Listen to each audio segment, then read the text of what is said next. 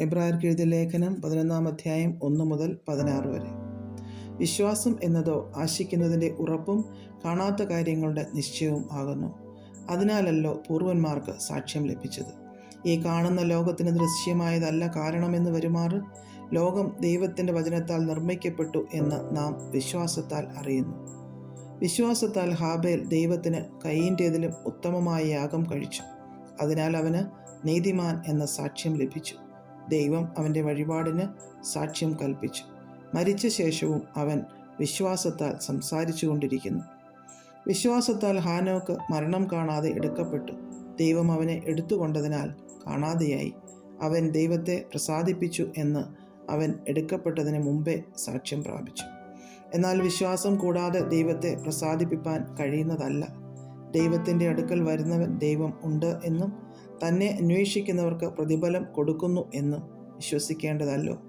വിശ്വാസത്താൽ നോഹ അതുവരെ കാണാത്തവയെക്കുറിച്ച് അരുളപ്പാടുണ്ടായിട്ട് ഭയഭക്തി പൂണ്ട് തൻ്റെ കുടുംബത്തിൻ്റെ രക്ഷയ്ക്കായിട്ടൊരു പെട്ടകം തീർത്തു. അതിനാൽ അവൻ ലോകത്തെ കുറ്റം വിധിച്ച് വിശ്വാസത്താലുള്ള നീതിക്ക് അവകാശിയായി തീർന്നു. വിശ്വാസത്താൽ അബ്രഹാം തനിക്ക് അവകാശമായി കിട്ടുവാനിരുന്ന ദേശത്തേക്ക് യാത്രയാവാൻ വിളിക്കപ്പെട്ടാറ് അനുസരിച്ച് എവിടേക്ക് പോകുന്നു എന്നറിയാതെ പുറപ്പെട്ടു. വിശ്വാസത്താൽ അവൻ വാഗ്ദത്ത ദേശത്ത് ഒരു അന്യദേശത്തെന്ന പോലെ ചെന്ന് വാഗ്ദത്തത്തിന് കൂട്ടവകാശികളായ ഇസഹാക്കിനോടും യാക്കോബിനോടും കൂടെ കൂടാരങ്ങളിൽ പാർത്തുകൊണ്ട് ദൈവം ശില്പിയായി നിർമ്മിച്ചതും അടിസ്ഥാനങ്ങളുള്ളതുമായ നഗരത്തിനായി കാത്തിരുന്നു. വിശ്വാസത്താൽ സാറയും വാഗ്ദത്തം ചെയ്തവനെ വിശ്വസ്തനെന്ന് എണ്ണുകയാൽ പ്രായം കഴിഞ്ഞിട്ടും പുത്രോത്പാദനത്തിന് ശക്തി പ്രാപിച്ചു.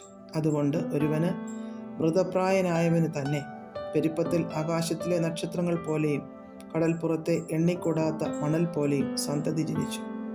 ഇവർ എല്ലാവരും വാഗ്ദത്ത നിവൃത്തി പ്രാപിക്കാതെ ദൂരത്ത് നിന്ന് അത് കണ്ട് അഭിവന്ദിച്ചും ഭൂമിയിൽ തങ്ങൾ അന്യരും പരദേശികളും എന്ന് ഏറ്റുപറഞ്ഞും കൊണ്ട് വിശ്വാസത്തിൽ മരിച്ചു.